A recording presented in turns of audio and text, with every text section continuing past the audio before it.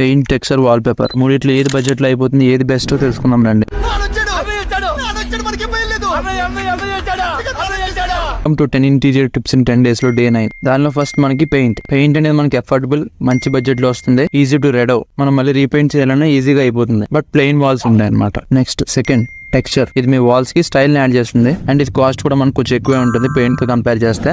And not easy to change. మనం ఒక్కసారి ఏదైనా డిజైన్ మనం వేయించుకున్నామంటే అంత ఈజీగా అయితే మళ్ళీ దాన్ని మనం చేంజ్ చేయలేము. మళ్ళీ దానికి స్క్రాపింగ్ చేసి, పేపరింగ్ చేసి, మళ్ళీ ప్రైమర్ వేసి, మళ్ళీ ఫస్ట్ నేను చేసుకురావాలి, కొంచెం ప్రాసెస్ అవుతుంది. నెక్స్ట్ థర్డ్ వాల్ పేపర్స్ లో మనకి చాలా వెరైటీ ఆఫ్ ప్యాటర్న్స్ ఉంటాయి. మనం ఈజీగా ఇన్స్టాల్ చేసుకోవచ్చు. దీని ఇన్స్టాలేషన్ ప్రాసెస్ అనేది చాలా ఈజీగా అయిపోతుంది, but not for damp walls. అయితే మీరు చూసారు మన వాల్స్ కి క్రాక్స్ వస్తూ ఉంటాయి, షీపేజ్ ఇష్యూ ఉంటది.